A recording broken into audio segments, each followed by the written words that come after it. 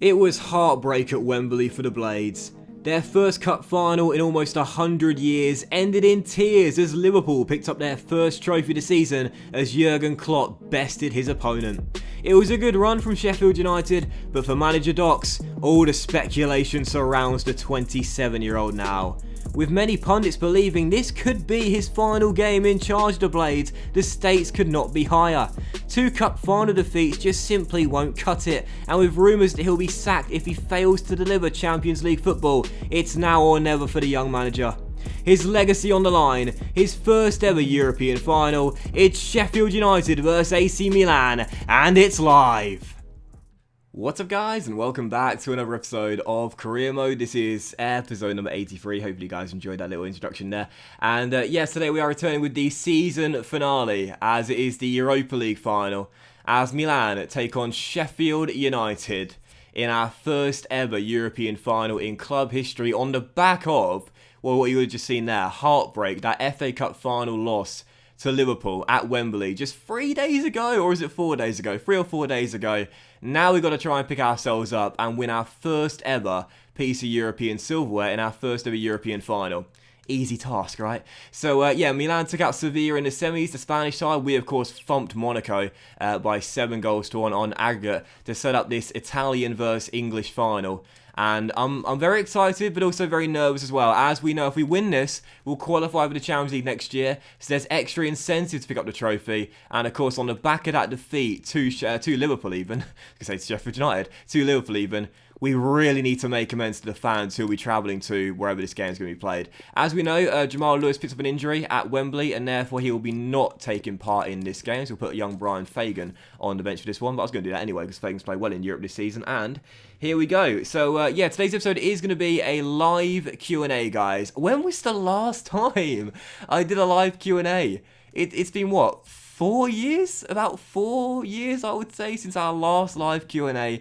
I really hope you guys enjoy this, man, and it should be a lot of fun. It's old school, baby. It's an old school career mode, this, and it's going to be an old school game, hopefully, with old school success as well. So, heading to the game, what we're going to do real quickly is show you guys my sliders. Where are we playing, by the way? Where are we playing? Where's that? I don't even know where that is. I should know what stadium that is, but I don't actually know where that is. Yeah, is that Borussia Dortmund Stadium? Is that the Signal Iduna Park? It might be. One thing I want to do real briefly is show you guys my sliders. Now, a lot of you guys have been asking me throughout the course of the couple of seasons what my sliders are. As I do mention sometimes in the comments, they are all set to 50, so default for both user and CPU. The only sliders I've got touched are injury frequency and severity. Right now they're 75 and 55. However, as I mentioned before, I am considering touching these sliders around, knocking these sliders around next season and experimenting a little bit just to change things up a little bit. But yeah, it's the Europa League final. Let's play 8 minutes half for this one. Have a really good action-packed game, and it is indeed Dortmund Stadium. See there on the top, and let's hope we can make amends after the defeat on the weekend. So I will make some changes on the back of that loss, as we always do in Europe. I'm gonna go ahead and take out Godfrey for O'Connell, who has started most of our European games and done very well for us. Jack O'Connell. Bogle comes back in for Walker. Barry comes back in for Ross, who started on the weekend. I thought starting McCrory in the FA Cup final would stop Liverpool's high-powered offense from getting too many chances. What a terrible decision that was. Barry should have started that, but he didn't. He'll start this one though. Turnbull's going to come in, of course. Eze is going to start after being subbed off at half-time at Wembley, and up top together, Alfredo, who came off the bench at half-time and looked so good in the second half, is going to start this game. And I'm going to put Oscar Anderson on the bench. Zlatan's regen. Oh, you see I promoted my youth players here, by the way, down the bottom. Oscar Anderson, he's going to get a seat on the bench in this game, as he scored a couple of goals in Europe since getting a signing for us in January. So, yeah, I'm okay with that lineup. I'm okay with that team. It's not fully fit, but it is fit enough. And here we go, Europa League final. Let's dive straight into it. So yeah, this will be a live Q&A. I want to say thank you to everyone that has been sending in questions. Of course, I get my questions from Twitter. My Twitter is @Docklanders. If you don't follow me on Twitter, I do recommend it, guys. I don't tweet like 1,000 times a day and clog up your feed. And I'm pretty active on there as well. If you tweet me a question on there, I'll probably respond to it. And yeah, I'm worth following, no doubt about it. Is the game froze? Okay, there we go. And yeah, thank you to everyone that's been sending in questions. I'll try and get around to as many as possible. If I don't answer your question, don't take it personally. It's just because I get so many of them, it's hard to respond to them all.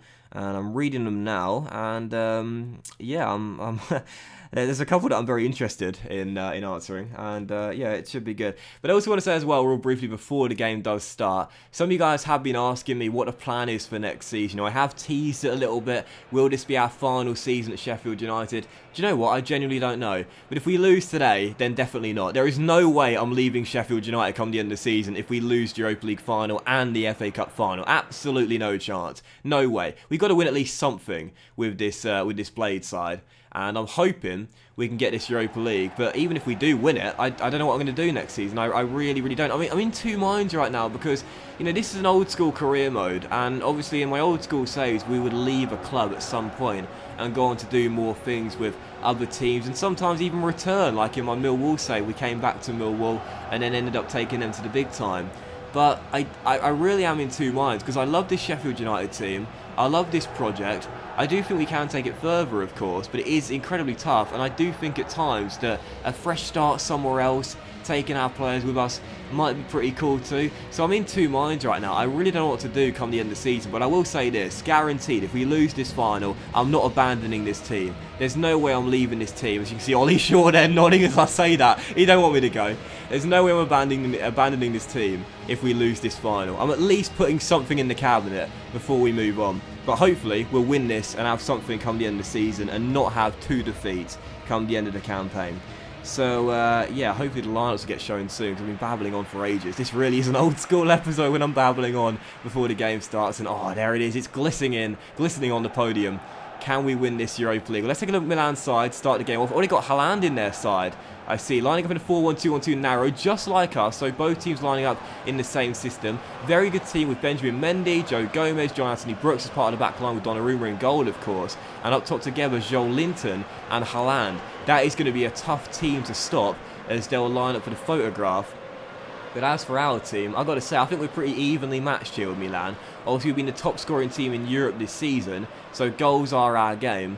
And I feel we've got what it takes to take them out here. I wouldn't put us as favourites, especially after that FA Cup final defeat. I think it's pretty even. I think this game could come down to the wire.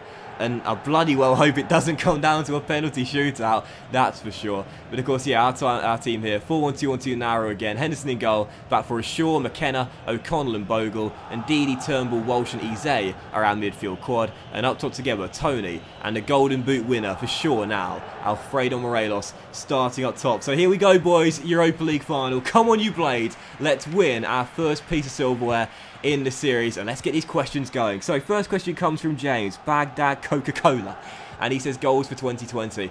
I'll give you a couple, but I am going to be doing a New Year's resolution video when New Year's Eve comes around. Basically, spoilers here, but I've already got my plans for episode number 100. That'll be around New Year's Eve, and I'll be doing New Year's resolutions in that video as well. So I'll give you a couple though. For New Year's, I do want to try and turn vegan. Some of you guys, oh, what a build-up. What a build-up! He's on! It's won! Ivan Toney, what a start for Sheffield United. Right from kickoff, we win possession back, and the shocker who scored the consolation at Wembley has fired us into an early lead in Germany.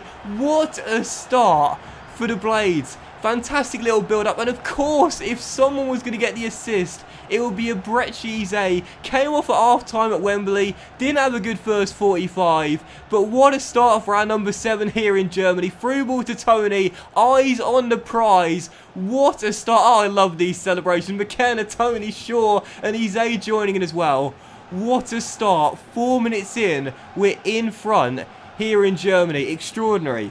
So, sorry James for interrupting you there. Oh my god, what a start. 1-0. Oh, foul, referee. Thank you very much. Book him as well. That was cynical from behind there. Yeah, so for next year I do want to turn vegan. If you follow me on Twitter, I turned vegetarian at the start of November. Excuse me. And, you know, I must say, I've really felt better since turning vegetarian. Now, I used to eat a lot of meat, you know, a lot of fish and a lot of dairy as well. I work out every day or at least 6 times a week. And, you know, I need a lot of protein for that. And therefore, I used to eat meat or fish or something in the evening. Oh, straight Donnarumma. Every single night. You know, in my evening meal, I'd have a chicken breast or steak or turkey or salmon or cod or some kind of meat or fish for the protein. but I turned vegetarian as I started phasing meat out of my diet during the year. I turned vegetarian in November, and I got to be honest here, I feel really good. You know, I really do. I feel better. My mood is better. I feel a lot less lethargic than I used to. You know, I just feel like I've got more energy. People have told me my skin looks clearer, which I think is nice as well. So yeah, I feel better. And for next year, I do want to turn vegan. It's going to be tough. It's going to be tough. I kind of already am vegan now. The only things that I have that are non-vegan are my protein powder, which isn't vegan, and occasionally I'll have some cookies, because I love cookies, or chocolate or something with a bit of dairy in. But yeah, I kind of already am kind of vegan. But yeah, next year I want to turn vegan. I'm not sure I'll go vegan straight away, because I've still got a load of protein powder in the cupboard. I don't want to throw that out. But I would like to turn vegan at some point. We're playing some bloody good football at the moment, aren't we? Really knocking the ball around nicely. Oh, Tony! 11 minutes in, and we're 2-0 up in Germany. Extraordinary shot save by Donnarumma, rebound turn in, lovely little piece of football there. Great save initially by the Italian. I can't believe this. 11 minutes in, I said, how are we going to respond after that cup final defeat? We're 2-0 up, and I haven't even answered the first question yet. But yeah, I do want to turn vegan in 2020, and one thing as well is that I've already booked it. I'm going to try and learn Portuguese next year as well. I've always been interested in learning a new language, and I've booked my first Portuguese course for next year as well, so very excited for that. Brazil is one country I've always wanted to visit, and I know there are distinctions between European Portuguese and Brazilian Portuguese. Yeah, I'm going to try and learn Portuguese. I'm going to try and turn vegan, and I'll give you the other 3 New Year's resolutions come episode number 100. So there you go. What a start! So Griezmann, who I didn't know watches me, Antoine Griezmann says, "Do you have any other jobs other than YouTube? Love your vids and you as a person." Oh, thanks, Antoine. At the moment, no. I was working as a marketing assistant over the course of the summer. I spent about 4 months working in marketing. Oh, my word, how'd you get the ball off this guy as Henderson makes the save there? But yeah, at the moment, no, YouTube has become my full-time job once again, but it's not really paying enough for it to be a full-time job. It's just why I'm searching for something new. I'm firing out CVs every day. I'm hoping something's going to land at some point, but yeah, at the moment, YouTube is all I'm doing for my income, and I'm not getting enough of it either, so I'm hoping in January I'll be able to get a new job and have YouTube sort of part-time, if you will, just for a bit of fun, and there you go. And the next question comes from Aiden, which I'll get to in just a moment's time, as Ollie Shaw is on the move. And Turnbull's going to try and send him down the left wing, headed up in the air, but Morelos wins it first time and stops and finds Tony. And Tony finds him back, and Morelos goes for goal. It's straight at Donnarumma, easy save. And Aiden says, what do you think of Sheffield United in real life this season? Well, I've got to be honest here, they have been absolutely brilliant, haven't they? And I think Chris Wilder has been obviously getting a lot of credit for it, and rightfully so, but not enough. I don't think he's been getting enough credit for this. You know, at the start of the season, pretty much every single pundit had Sheffield United as odds-on favourites to get relegated, and some of which were saying they'd be bottom, they haven't got enough quality in the side, but what they've proved this season is that whilst they don't have the flashiest of names, and they haven't made the biggest of signings, the team chemistry and the harmony has been superb. They all play for each other, they're a really close-knit bunch, and they've been absolutely wonderful to watch. They've been a joy to watch, their play style is really fun. I love the way they stretch it out wide with their fullbacks, wingbacks, slash wide midfielders, and Ender Stevens and George Baldock. They've been a joy to watch this year, and it's been fantastic. They've been the feel-good story of the Premier League this season, and they've been an absolute joy. And Bramwell Lane's a lovely ground as well. I've been there before, and yeah, they've been a joy. Oh, I thought Tony's going to have a first-half hat-trick there, as I just spat on the microphone. He's shot blocked and cleared away. What a first half this has been. But yeah, they've been fantastic, and a feel-good story this year. Excuse me. So Dan says, if you could have one former career mode star in this Sheffield United team, who would it be? Who would I have out of my former career mode teams? Well, I've talked about it before. The player that Tony reminds me of most. Oh, scramble. Oh, Henderson got down quick there. The player that Tony reminds me of most is Mbaye Niang. I'd love to have Niang and Tony in the same team together. I think that would be a joy to watch that, because again, they play so similar, these two. And they have such a similar feel when I'm controlling them as well. So I think those two as a partnership would be unbelievable. But I think the one player we could use with... Oh, he's off there. He's off. He's surely off. Yeah, he's off. The one player we could use with more than any, I would say, is probably Marco Ryan Tala. I think Ryan Tala, you know, we don't have wingers in this team. Oh, he's only just off, you know.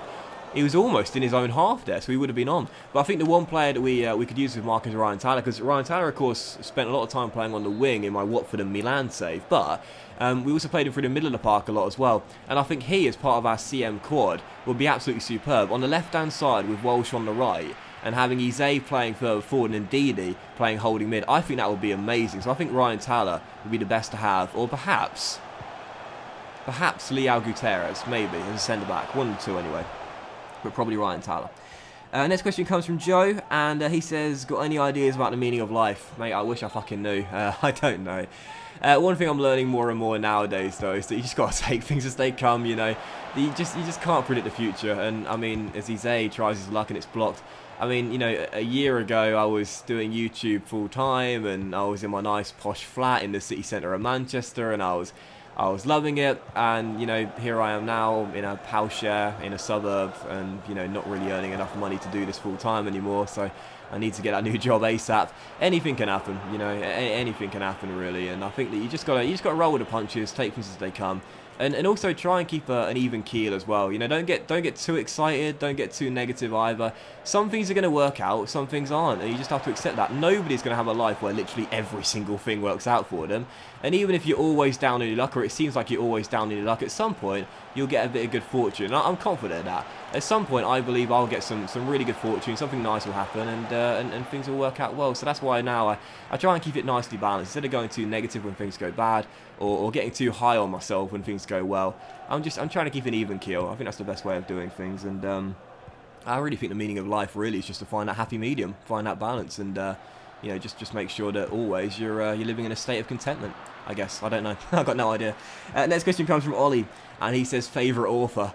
Well, this isn't going to go down well with my my more literate of followers, but I don't read books, man. I've got no interest in books. I can barely read an article on BBC Sport. I get bored halfway through reading an article. For me, oh, for free, surely. Oh, Eze, you should have buried that. That would have been game before half-time. Lovely ball through by Ollie Shaw, and Eze just couldn't keep it down. It bobbled a little bit on the turf there, didn't it? As it set up nice through him nicely, but he couldn't keep it down. I don't really read books, but the only book I've read in the past year is Reasons to Stay Alive by Matt Haig. It's a self-help book on depression and low mood and suicidal thoughts. And my former co-worker gave it to me, or I should say she lent it to me. And I haven't given it to her back yet. But yeah, it's the only book I've read in the past year, and it's actually very good. It's actually very good. I really enjoyed it. It was easy for me to read. The chapters are only like 3 or 4 pages long, so you feel quite smart that you're getting through the book a lot quicker than you actually are. But yeah, I'd have to say Matt Haig, because that's the only book I've read in the past probably 10 years. Malvero says, how are you, mate? Are you doing well? Have you been recovering? I'm doing okay. I'm doing all right. It's been an interesting adjustment for me over the past couple of months with the veganism and quitting the drugs. But yeah, I'm feeling okay. I'm doing all right. And in terms of recovering from illness, which I assume is what you're asking there, I'm feeling much better. Yeah, you know, obviously I had my glandular fever in September and October and a little bit of August as well. And it was horrible.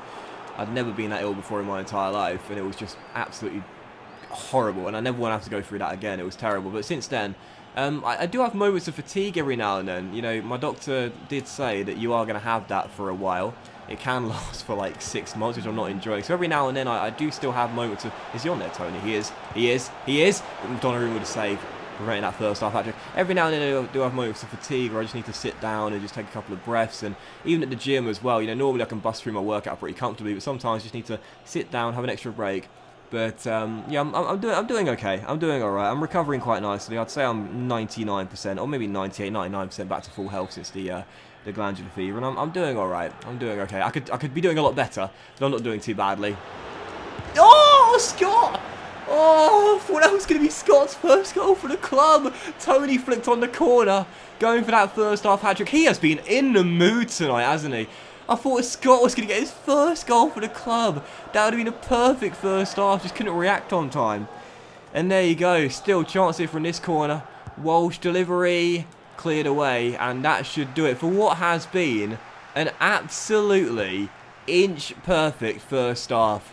I talked about it. How are we going to respond from the weekend defeat in the FA Cup final to Liverpool? What a bloody response this has been. 2-0 up. Half-time here in Germany, and that man has bagged them both. He has just been unreal. He didn't have that good of a game at Wembley as well. He did score the goal, the consolation, but tonight, he's been sensational. Excuse me, and we've been brilliant. That was absolutely superb. What a first half. Oh my god, I just quickly press text there. We had 10 shots and 6 on target and 56% possession and more pass accuracy as well. My goodness, that literally was inch perfect for the Blaze there. That was fantastic. No changes, baby. Let's just get straight on with it. So, second half begins, and my next question comes from Miles, and he says, how does Arsenal look from an outsider's point of view? Well, by the time this video goes up, you've probably appointed Arteta by now, and it's been a very interesting season, hasn't it? I mean, it's been tough, it's been grueling. I do feel quite sorry for Unai, I must admit. Now, don't get me wrong, he definitely deserved a sack. There's no doubt about that. His position had become untenable, because whilst they are going to qualify for the Europa League knockout stages, domestically they've just been too poor. You know, I think that defeat to Liverpool in the Carabao Cup, whilst, you know, might not have been their priority this year, the Carabao Cup, was certainly damaging due to the amount of kids that Liverpool played. Obviously in the league as well, they've had major struggles this season. Obviously under Lundberg, since he's taken over as interim head coach, they've also struggled quite a bit as well. So clearly it's not been all Unai's fault. I think the team in general just looks a bit disjointed, really, doesn't it? And obviously with the Granit Xhaka controversy as well, Unai was the one that appointed him as captain, and that's how he repaid him and repaid the fans. You know, it's been tough, it's been grueling, it's been a far cry since the former glory days of Arsenal. And I really hope that whoever they do get in... Oh, Scott, look at the strength. Oh, referee. That's just a shoulder charge. That's just man-on-man strength. There's nothing wrong with that. I think it's been sad, really, because I miss the glory days of Arsenal in the mid-early noughties, the early to the mid-noughties, really. The invincible seasons, the classic rivalries between Wenger and Sir Alex, you know. And, you know, funny enough, recently I was watching do you remember the incident with Martin Keown and Ruud van Nistelrooy? The penalty miss when he smacked it off the crossbar. Oh, speaking of smacking the woodwork, off the post there. Tell you what, if Milan made it 2-1 early into this second half, well, the game would not be over just yet. But yeah, I was watching that on YouTube the other day, and I do miss those days, I really do. And I'd love to see Arsenal return to that sort of former competitive nature domestically and in the Premier League as well. And I do hope that Arteta sorts out the problems as well. It's going to be tough, but, you know, we've seen with Solskjaer at Manchester United, Frank Lampard at... oh, Tony, what was that? Frank Lampard at Chelsea as well. You know, appointing a former club legend might not be a bad thing to do. So it would be nice to see Arteta do well there. Can you call him a legend at Arsenal? Probably not, but a former player regardless. It would be nice to see him do well there, and I hope he does do well. It's been a tough season, but I hope Arsenal do sort things out. Anyway, next question comes from Dan, and Dan Chamberlain says, as a fellow fan of an EFL club, how do you see the EFL's role in the downfall... Sorry, I have to be careful there. How do you see the EFL's role in the downfall of Bury and almost Bolton as well? And do you worry about other clubs in the EFL who have destructive owners that the EFL have allowed to take over? Well, yes, definitely. And I mean, it is a worry because I think that so many clubs are teetering on the edge, and they will be teetering on the edge. I think that the problem we have is that, you know, a lot of times fans of EFL clubs will say the FA don't care about the lower league sides, they're only interested in the golden child, it was the Premier League.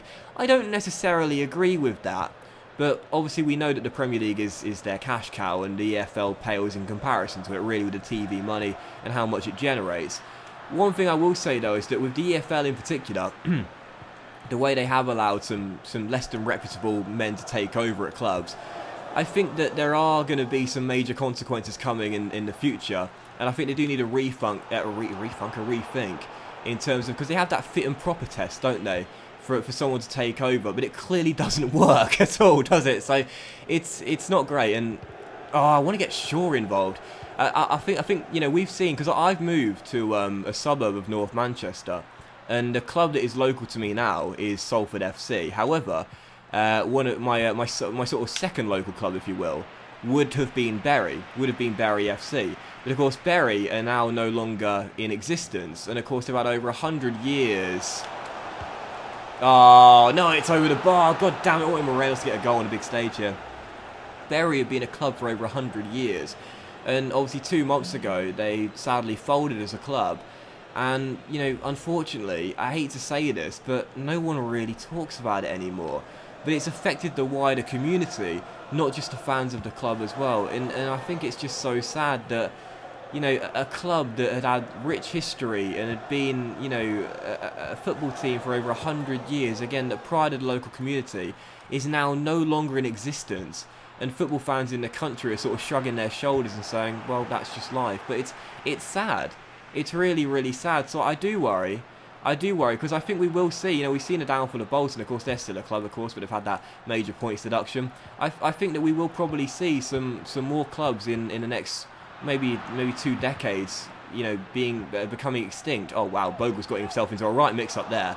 I think we will see more clubs becoming extinct, and again, I think a lot of football fans up and down the country will just shrug their shoulders and say that's business, because football nowadays is, you know, purely really a business. So it's sad, but I don't know what to do about it. I don't know what to do, like, it's my responsibility. I don't know what we can do about it, really. I'm going to take off Turnbull for Brian Fagan, the kid. I think he deserves some minutes out there. I want to bring on Anderson, but Tony's going for the hat-trick, so I don't want to take him off yet. And I think I'm going to bring on Walker for Bogle as well, the veteran. He'd love to, local lad, lift the trophy. So I'll bring on Walker for Bogle, and I'll make a third sub soon. But yeah, it's been a shame, really. And again, as a fellow EFL club, to see it happen, I think those that support Premier League clubs probably don't understand the downfall, particularly those that aren't from the local area. Oh, Walsh. Barry. Oh, saved by Donnarumma. Tony. Can't find space. Yeah, for the local area too, for the community now I'm living in as well. It's sad. It's really, really sad. So yeah. Sorry, I'll get to the next question in just a moment's time, as I'm still trying to concentrate on the game. I want to go 3-0 up. I want to get Tony a bloody hat-trick in the Europa League final. I can't believe how much we've bossed this, though. We've absolutely bossed it. Oh, Jack, yes, big tackle there. Play advantage, ref, please. Play advantage, please. Play advantage. Oh, should have pulled it back. Next question comes from Chris Ashton, and he says, who is the best upcoming English talent? Well, excuse me. Can you call him an upcoming talent since everyone knows about him? Well, I'll say him anyway. Jadon Sancho is probably the best young talent at the moment. I'm just so big on this kid. I think he's absolutely amazing. And I can't remember the last time I saw an English player coming through who I had as much excitement for as I do with Jadon Sancho. He really is extraordinary to watch, and his intelligence as well at such a young age is probably one of the best things about him. His decision making is superb, and I think his flair is fantastic. His footwork is amazing. His awareness is brilliant, and yeah, I don't know if you can call him an upcoming talent because everyone knows about him, but Jadon Sancho at Dortmund, and hopefully one day he'll come back to the Premier League. I'd love to see him back in the English top flight and see how he gets on. I'll keep running. No, sure. Keep running. There we go. Sure. Walsh. Bogle. Bogle. Oh, he's off. It's not going to count. Oh, it is. He's off. Oh, what? I thought he was a mile offside. Well, there's the hat-trick for Ivan. He'll go and celebrate with the fans. It is Milan 0, Sheffield United 3, and the shocker has scored a hat-trick in the Europa League final. I thought it was a mile off when Bogle played the ball forward. I'm going to have to look at that on the instant replay there, because I thought it was a mile off. Oh, no, he's on. He's on. It's Benjamin Mendy at the far post. He was keeping him on there. He didn't step up on time. Oh, the awareness from Jadon Bogle. Just about to be replaced to pick out Ivan Toney. He was on because Mendy had not stepped up. But Toney has bagged his hat-trick, so I'll take him off for the round of applause. And my word, I can't believe that. What a fantastic ball by Jadon Bogle. I want to see that real quick. That was brilliant. On the turn, quick little fake shot. First time, yeah, you see Mendy has not stepped up on time. Fantastic through ball by Bogle. And now I'm going to go ahead and take off Ivan Toney for the round of applause from the fans here. Bring on DCL or Anderson. DCL or Anderson. Doesn't really matter now, does it? But I'll bring on DCL. I think he deserves minutes in the Europa League final. And Zlatan's region can stay on the bench. My goodness. So, wow, a hat-trick for Toney in the Europa League final. Off he comes. Off he marches. Oh, the shocker. What a boy. Didn't play that well at Wembley. How about today? Much better. So, Brandon Gonzalez says, favourites to win the Champions League this season. I'm going with Juve. I got Juve. My money on Juventus. I think Ronaldo, he's going to do it. I want to see him win the Champions League with 3 different clubs. And I'd love to see him do it with Juve. I think it'll be an amazing story. And I just love seeing the greats just continue to assert their dominance. And I've got my money on Juve. I think Ronaldo's going to do it. He's got that motivation. He's got that motivation after last season, no doubt about it. And I'd love to see, again, pick up the Champions League with 3 different clubs. Would he be the first to do that? I think he would. I'd fucking love to see Ronaldo win the Champions League with Juve. I think that'd be amazing. So I got Juve doing it. God, I want the clean sheet. Well done, Scott and Edie. I want the clean sheet as well. I'm greedy out there. We're going to win the Europa League now and qualify for that Champions League. But I want to see the clean sheet as well as a hat-trick for Tony. And if we can get Morelos a goal as well, the Golden Boot winner, that would be superb. Still up by 3, 5 minutes to go. This game has been done for a while though. We had such an amazing first half. We just continued in the second half. If Milan would have scored from that free kick, things could have been different. Instead, how easy it's been in this final. I can't believe it. Especially after the FA Cup final. So Anderson says, I think I only ever got one question answered in the old days. Oh, sorry about that, man. But how about your thoughts on the Qatar World Cup and its issues, the scheduling, building the stadiums? Oh, mate. I mean, I only answered one of your questions back in the old days, but I'm gonna have to be a bit of well, I don't want to get into that, man, because I don't know enough about it. I mean, I know there are human rights issues, I know that for sure, but I don't want to get into it. That's too controversial. I can't get into that. Obviously, you know, we've known for a while DCL. Oh, I want to get to Morelos, Walsh, Morelos, Donnarumma clears. We've known for a while that the Qatar World Cup could have been taken away from them and hosted somewhere else, but I never thought that was going to happen. I used to talk about it, actually. I used to get asked questions like this, and I used to say that there's no way they'll take it away from Qatar. They've given it to Qatar. However they want it, they've won it. Accept it, and they'll host it, and it's not getting taken away from them. But as for the human rights issues, I definitely don't want to get into that. I don't want to touch that question. Oh sure, what a piece of defending by Ollie. That's too controversial, and I don't know enough about it to talk about it, I'm afraid. But yeah, if you can ask me a more sort of nicer question, easier question next time, I'll give it a proper answer. Excuse me. Fagan, yes, out you go, son. Walsh flicks on. God damn it, I wanted to get Morelos a goal in the final. How ironic is it? He's going to end up with a golden boot in the final. He's barely had a sniff of the goal. But we're counting down the seconds anyway. I'll get to the next question in a moment. But that's going to do it. Sheffield United, what a way to end the season. Heartbreak in that FA Cup final. And then to thrash Milan by 3-0. And keep the clean sheet as well. Dean, booted in the air, son. Booted in the air. It's over. Our first piece of silverware of the save. Scott McKenna. Scott the block with the fist pump. Oh, he loves it. He loves it. 3-0 and the shocker with a hat-trick in the game as well. Phenomenal. Absolutely phenomenal response from that cup final defeat there. That is more like it. And to end this season with the silverware, I was so bloody nervous heading into this game that we'd have back-to-back defeats and lose both cup finals. Well, this is more like it, baby. Europa League final winners. What a performance as well. What a fantastic win. Europa League final winners, our first piece of silver in the cabinet, and, of course, Champions League football at Bramwell Lane next year. So Juan says, what TV shows are you currently watching? Do you know, I don't really watch much TV, to be honest. I don't really get that much time for it. The only TV show I'm currently watching is BoJack, and I'm waiting for the new season to come out. Although, to be fair, I am watching the new season of Rick and Morty. Scott is going to lift the trophy. Oh, yes! Scott the block! McKenna lifting the trophy. First time in the series. Taken 4 bloody years to get some silverware, but there we go. Love it. I am watching the new season of Rick and Morty. It's pretty decent. I've got to be honest here. It feels a bit different to the first 3 seasons. I'm not sure what it is, really. I don't think the animation's changed. It just feels a bit different. A couple of the episodes have been quite good, but it's been a little bit, I wouldn't say disappointing, because I have thoroughly enjoyed them all, but yeah, my favourite episode so far has been the second episode with the toilet. I think that was brilliant, and the ending was superb as well, but it's not been as good as I was hoping, really. But I think at the moment, yeah, Rick and Morty is all I'm currently watching, and I'm waiting for the second half of the final season of BoJack. I think that's coming out in a couple of weeks as well, so looking forward to that. Should be good. THFC Chippy says, would you consider trying a player career mode on FIFA or even PES, as it has an amazing mode for it? I wanted to start a player career mode in this year's FIFA, but unfortunately, they've had the 0-star skill moves bug, and I don't think they've even fixed it yet. They might have done, actually, I'm not too sure, but yeah, they had the bug, so I didn't want to start one. I might start one in the next year, I'm not too sure, I'll have to think about it. And I've got 2 questions here from 2 Newcastle fans, so I'll answer them together. You got Jake and Joe Bell saying, which team are you thinking of doing an FM series with, and when's the FM save starting? To answer the second question first, I still don't know. I don't know yet. I'm enjoying FIFA a lot, and I don't really want to change that. I don't want to add FM into the mix whilst I'm still enjoying FIFA. I tend to only start Football Manager when I've began to fall out of love with FIFA a little bit and lose interest in it, but I'm really enjoying FIFA. So I don't know when the FM save is going to start yet. But in terms of what team I'm thinking of doing this FM series with, I have thought about changing it up this year. Because obviously the past few years I've been doing sort of bottom half to mid-table Premier League sides.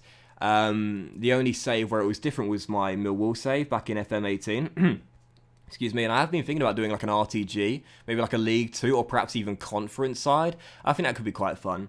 If not, then it'll probably be someone like Norwich or Watford, someone that's down the bottom end of the table, like traditionally how we've done it, as I think that is probably what I'm best at doing, really, those sort of saves, because they're a lot of fun. The first few years are just bloody manic hell, but when you start to build a young team up, it's really fun. What a final, by the way. 3-0, 13 shots, 8 shots on target, 52% possession. That was absolutely amazing. What a final. We were just dominant. And Tony with the hat-trick in the Europa League final. Oh, the shocker. I said last season when he scored those 40 goals in the Premier League, the first player I've ever had to score 40 in a Premier League season, a historic record-breaking campaign. That was the moment he cemented himself as a Docks legend.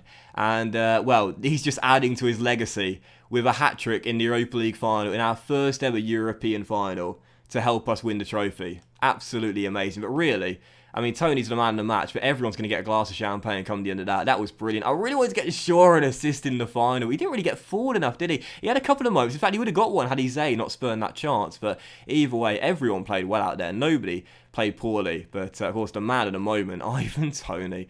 Absolutely unbelievable. The shocker.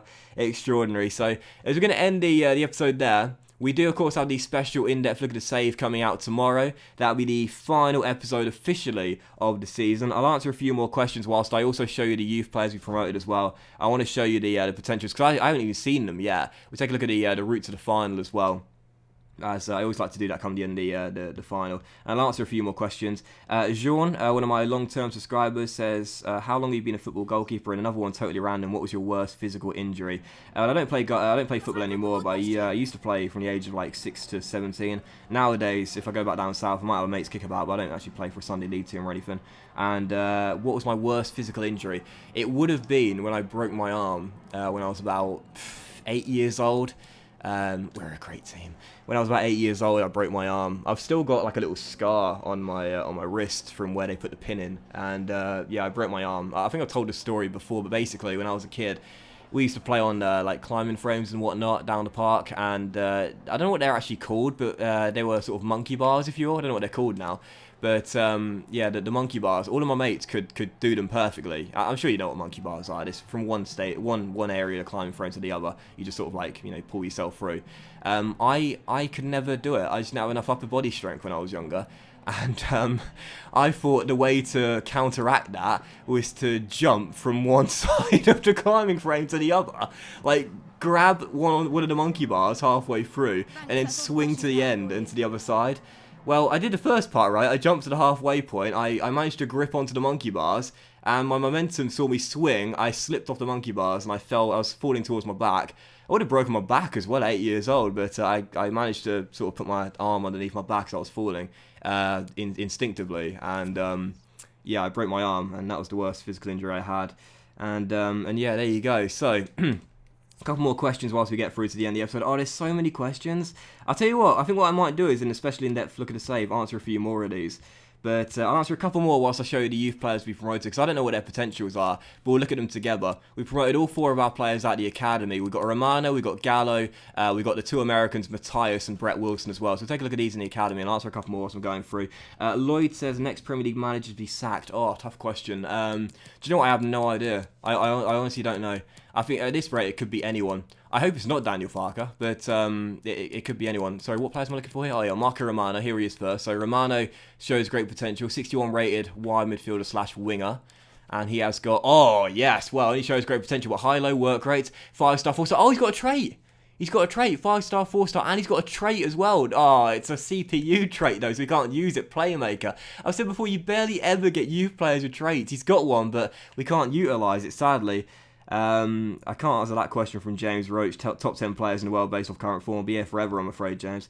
But LFC Salas' favourite movie of all time, it would probably be Shaun of the Dead, because I can probably quote the entire thing. Thomas Matthias, this is the next youth player. He also shows great potential. Oh, what? I thought this guy was going to have potential to be special. He's 68 overall, but only shows great potential. Still, Cam and CM listed positions. Oh, this guy's going on a transfer list. 1-star weak foot. 1-star weak foot on the transfer list. Medium-low work rates. Nowhere are you staying over 1-star weak foot. So yeah, Shaun of the Dead's probably my favourite movie of all time. But I love Space Jam as well.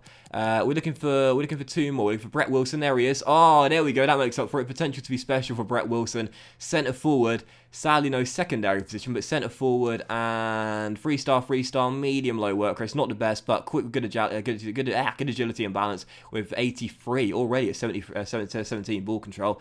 That's nice as well. Potential to be special. And the last one is Gallo, who's a fullback. And let's take a look at Gallo. Where are we here?